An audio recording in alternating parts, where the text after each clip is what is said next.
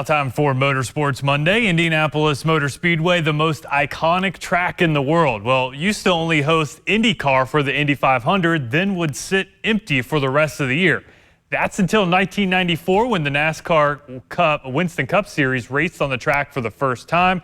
30 years later, and after a few years of racing on the track's road course, the Cup Series returns to the famed oval. That's right, the Brickyard 400 at Indy, one of the crown jewels of NASCAR, is back. This race was all about strategy, and what breaks up strategy?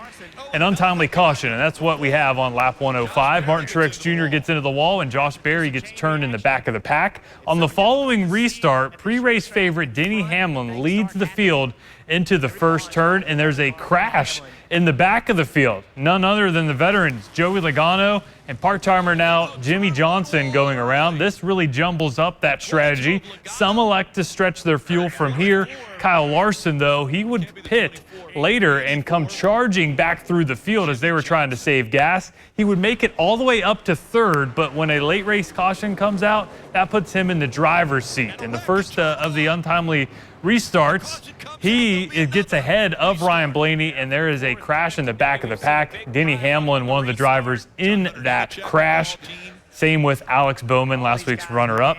That puts him in the back of the field, and there's a huge crash there in front of both of them getting caught up in it. End up being a red flag of this race. But back to racing now, and it's Larson and Blaney once again. Larson gets the jump on the restart, and he sets sail on the field. Ryan Preece goes around and into the inside wall. That would typically be a caution, but NASCAR wanted to see if they could race back to the checkered flag. They were unable to. He's not able to get his car moving off of the racing surface. NASCAR doesn't throw the caution before the last lap. Throw it on the last lap.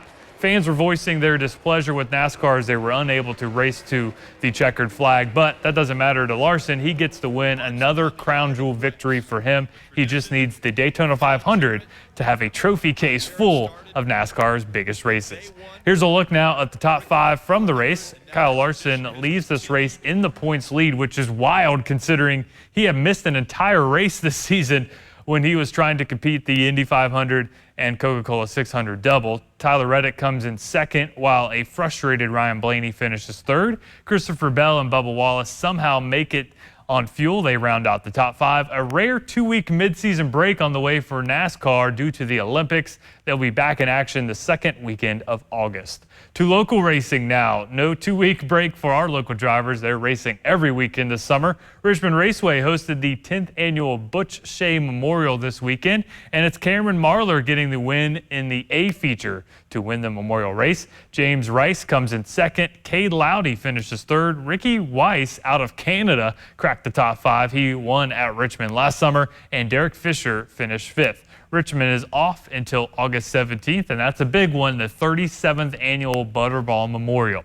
Two other area short tracks in action this weekend as well. Lake Cumberland hosting some action on Saturday night. Tommy Bailey wins the Pro Late Models 20-lap feature race, and Willard Speedway in Eastern Kentucky also hosting some action. Brandon Fouts gets the win in Super Late Models. Mudlick Valley, Rockcastle Speedway, and Thunder Mountain will all be in action this coming Saturday. We'll have those results next time in Motorsports Monday. We won't have any NASCAR, though. As I said, they have that two-week break. Yeah, we do.